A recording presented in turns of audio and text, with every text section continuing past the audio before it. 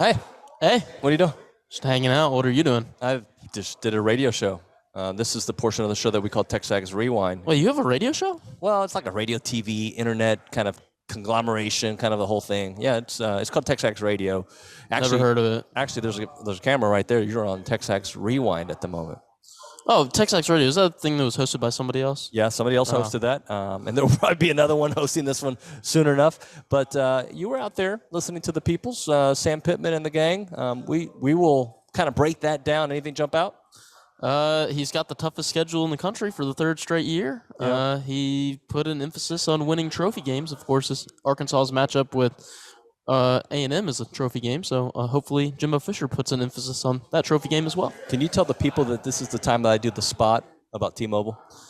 This is the time where David Nuno, this man to my left, does the spot about T-Mobile. Thank you very much. T-Mobile wants you to visit T-Mobile.com/across America so you can learn more value and coverage through T-Mobile. Appreciate them. So on the Rewind, young Richard, I know you're going to watch it, the Spanish version and the English version. I'm trying to learn Spanish. Well, that's why you need to watch the Spanish version. It's really good. The host on that one's even better. I took Spanish in high school and I took Spanish in college. None of it stuck. No, well, that's what happens. Some of it, right? I say some phrases to you. You got to immerse yourself in the culture, and that's why I'm here at SEC Media Days, to be all a part of it. We had Nick Roush on the show talking about Kentucky. They're on the podium today. They got a very good quarterback. We talked about that. Billy did respond to the Ainias Smith news, a big blow, but not something that Ainias cannot overcome. We talked about that. Greg Sankey was on the show live. Really good stuff with Commissioner Sankey. And then we did our interview with Greg McElroy that we recorded. Good times there. It is TexAgs Rewind. When we talk about Will and what he brings to the quarterback table, I think some people were surprised that he is considered a first-round NFL type of quarterback. That being said, you guys who have seen him have seen the growth and why he is considered that. Yeah, and growth is a great way to put it, because he wasn't a first-round quarterback the first time he walked out on the field at Kentucky. He had a couple really great throws, but his first throw was an interception. It was a tip-pass interception. So throughout the year, you saw him. He really struggled against Florida, and then the following against LSU, it was really kind of a coming-out performance for him. He had a really impressive throw to Wan'Dale Robinson in the corner of the end zone. He did a lot of really impressive things in that game. And then the following week at Georgia, even though they didn't win that game, I think he had the best stats of any quarterback against him, not named Bryce Young, all year. He averages 8 yards an attempt. And I think if the body of evidence, even though he might not have the passing yards, he has the efficiency, and he's also it's 3rd and 8. I'm going to get the first down, whether I'm throwing it, whether I'm running over you, or I'm jumping over top of you. Yeah, and the fact that he lost Liam, right? How big of a deal is that? And also Wan'Dale to the NFL. Yeah, well, and the thing with Wan'Dale is I'd argue Kentucky's got a deeper receiver room this year. They do. They've recruited well at that position. They've gone to the transfer portal. They don't have the one guy that you can rely on. But there is definitely, if there's any sort of hesitation, some trepidation around the Big Blue Nation about this upcoming season, Liam Cohen, you knew that that dude was a rock star. He proved it quickly. Rich Scangarello has been around the NFL a lot longer, mostly as a quarterback's coach. And when he was a coordinator, things didn't go very well for him. And I forget which NFL stop that was along the way. So you hope that the play calling, he's been given the keys to a shiny car. Now just let's keep this thing moving in the right direction. Don't take any steps back this year. All right, and how big of a gap is it from Georgia to Kentucky in the minds of those close to the program? Because you guys get to see things that we don't see. We just see, this guy left, and we deal with it with A&M. Well, and that was a conversation I had with one assistant. It's like, remember when Wan'Dale, he looked normal against Georgia? We need to have 5 Wan'Dales and not one of them. Well, they've recruited like that at receiver on the edges. One of their guys, Jordan Anthony, he's showing up late because he's in the World Track and Field Sprint Championships. He was a national champion in the 200. Barry Brown was a top 100 receiver in this class. And they've got another 4-star guy, Dane Key, of local product. So they've improved the speed, and that was a big hurdle they needed to overcome. The biggest one, though, is at that quarterback position. Stoops will say it today. They've been close. They've been knocking on that door. They've been second in the SECs. They've been winning 9 games, 10 games every few years. To get to that next step, you have to have a difference maker at quarterback to make those extraordinary plays to get over the hump. there is some news out there that Ainias Smith yesterday was arrested, this morning, while driving intoxicated, unlawful carrying of a weapon, and possessing less than 2 ounces of marijuana. We wanted to get Billy on here on the show before we got into it. And Billy, good morning to you. What up? Tough way to start the morning for A&M football. Yeah, well, I can't imagine kind of what the scrambling that's going on right now, because you've also got he's coming to media days tomorrow, and I can't imagine that would be the case any longer. I don't know. I'm just speculating. I think it's safe speculation there. From that standpoint, there's some scrambling going on today, but more importantly, this is one of your senior leaders, and he is a team leader, there's no question. Really bad decision and timing and everything like that. You start to wonder what his status is for the season. And I'm not expecting Ainias has not been in trouble in the past. He hasn't.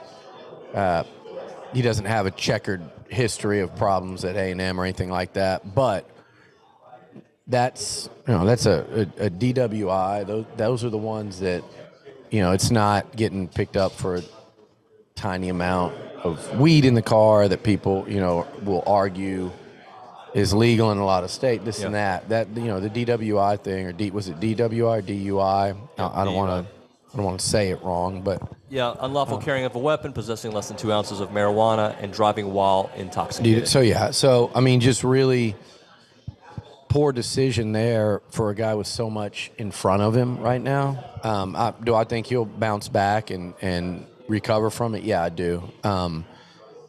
Thank God he wasn't hurt or someone else. I think, that's for the team. Now you're starting here wondering, okay, you go back and look at kind of past similar instances and what was the punishment, because remember, this will get kicked up to the university level.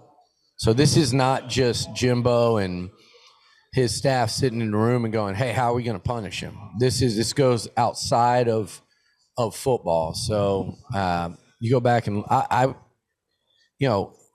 don't know, that line for things like this always, to me, seems to be between 2 and 3 games. Yep.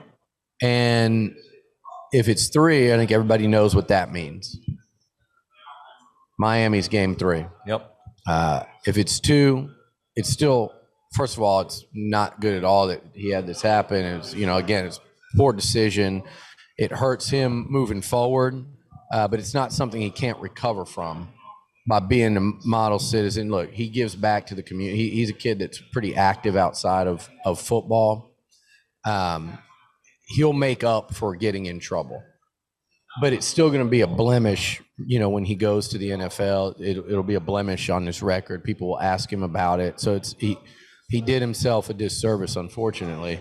I feel like we're always talking about what's wrong with the game and all the concerns. And I know you have to focus on that every day. NIL, transfer portal, a couple of years ago it was COVID protocol, and it just seems like there's something every time. But conference expansion, is there a part of that, whether it's 14, 16, if it ends up being 20, whatever, is there a part of that in your role, you just, it gets the competitive juices flowing and you really enjoy it? Or is it almost like fear and trepidation, or this intense pressure to kind of stay ahead of it? Or do you enjoy the opportunity to kind of pursue that? I said to my wife, I didn't get into this business to take other people's members. And that's true. For instance, I said to both the presidents at the University of Texas and University of Oklahoma that one of the points that I regretted up front was the impact of my relationship with Bob Bowlesby, just because I've known Bob for 25 plus years, but those are realities. And so you deal with that and then try to make the right decision for the big picture. And I know the angst that it created, But I think now when you look at the big picture, you're like, wow, think about how we're positioned as a league where people, and I use this phrase, the world's revolving around us right now. So somebody else is moving to 16, and congratulations to them. I don't get as upset as others do because I've watched conference membership change over time. I lived in Dallas the year that it was announced Arkansas was moving to the SEC. I lived in Dallas and worked 2 floors below, and I just saw Steve Hatchell when he was implementing the Big 12 and recall various decision points. So these changes have happened. What I want to do on the good side to your juices flowing, I mean, there's an intensity about it where it disrupts your sleep. I'll tell you that, which is no fun. But you also want to make sure your conference that you're charged to lead is positioned as well as it can be moving forward. And there are a lot of elements to that reality. And what we've had with Arkansas, South Carolina, Texas A&M, Missouri, Oklahoma, and Texas is this avid fan bases who care deeply. And when you integrate them, the rivalries just take off. South Carolina and Georgia has great meaning. Arkansas and Louisiana State, when you look at the border and some of the games that have happened there.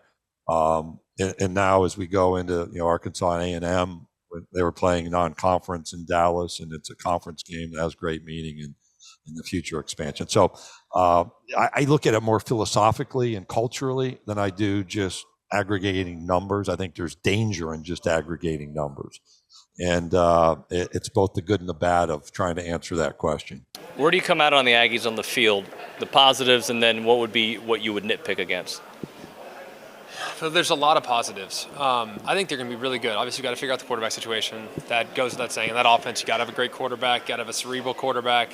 Whether it's Haynes, whether it's Max, doesn't really matter. Obviously, the offense changes depending on who's under center. But honestly, you watch the spring game, I was like, I didn't know Max could move like that. So he's got more athleticism than I guess I anticipated. So quarterback's the first question that I want to find out in the next 6 weeks. The next question I want to figure out is the defensive line. I know they're going to be young. I think they have promise. There's a lot of reason to believe that group in time could even be better than the previous group. But that previous group single-handedly won the Bama game for them, I think, in a lot of ways. So replacing, I think, the group that was most important to their success in their biggest performance last year would be number 2. And then number 3, A&M's gotten to the point now with me where it's not, it can't be a sometimes thing. We've seen them at their best. And I think the next evolution of developing the culture that Coach Fisher wants to create is the best is not a temporary thing. It needs to be a weekly thing. So every Saturday, I want them to play to their potential. Are they always going to have their A game? No one does. You're human. And they will win games when they don't have their A game because their talent is so significant and the advantage that they have in talent is so significant. But as a perfectionist, as someone that demands perfection, which I know is exactly what Jimbo Fisher demands, I want to see more consistent performance week in and week out, not have those lulls in performance like against Mississippi State, like against Arkansas, like against Colorado in victory. So I know unique circumstances in that game, but I just want to see them play more consistently and to their potential more often this year and in the years to come. What do you think? We're talking about A&M, and a lot of people are going to say Bama, Georgia. A&M will be one that comes up a lot in that discussion for that top of that next tier. Is there who's a team you have your eyes on when I'm asking you that question? As number 3, I think that's the $1 million question, right? Is who's number 3? I think A&M has a very good argument to be made that they could be number 3. I think you can make a pretty decent argument with the experience that Arkansas brings back at a lot of different spots. They could seriously make a case for it. And I think the big sleeper, the big surprise to me would be, what is LSU going to be? I mean, LSU's 3 years removed from a national championship team. They have players on that team that have won a national championship, been a part of that experience. That roster's talented. It's just that roster had a lot of loose ends the last couple years, and Brian Kelly is not a guy that will ever allow loose ends to exist on the field. They might not always have as much talent at Notre Dame or any of his previous stops. They might not always have enough talent to beat some of the best teams in college football, but they seldom beat themselves. And I think that's going to be something that we are going to have to kind of maneuver. And you notice, that's 3 teams out of the West. The East, is a complete guessing game to me. I mean, and I think the teams in the East might end up with better records than the teams in the West. But if the teams in the West were playing the teams in the East, I'd pick the teams in the West. Right. So I just think it's a really tricky season to try to figure out what the pecking order is behind the top two. And I think any of the three that I listed could very well make a case that they are number 3. All right, what do you think has been done more? Me telling people to like, comment, subscribe, or the Ryan Swope video that keeps popping up every 14 seconds? So is it like the entire time you've been the host of the TexAgs Rewind? Sure. Okay. I still think the Swope video. Probably the Swope video, which, I mean, Ryan Tannehill to Ryan Swope to beat Baylor. The two Ryans. Never going to get tired of that. See, there it is again. Yeah, Look, there. See, boom, touchdown. Every minute and 22 Dives seconds. into the end zone. Ryan Swope, what a guy. So what are they supposed to do? After you finish watching this video, make sure you like it. Comment. Make sure you comment it. Tell us your favorite part. Also, tell us whether you're a Yeezys guy or a Jordans guy. Which one are you? I'm typically Jordan, but I'll take a free pair of I'll Yeezys. take both as well. But you've got the J's on, I've got the Yeezys on. So let us know in the comments section. Oh, shoot a game. Shoot a game. Shoot a game. And then make sure you subscribe to TexAgs YouTube and become a TexAgs Premium subscriber. You get all this great content from here in Atlanta, Georgia. Maybe our longest outro ever. Time it. Put it on the comments. Bye.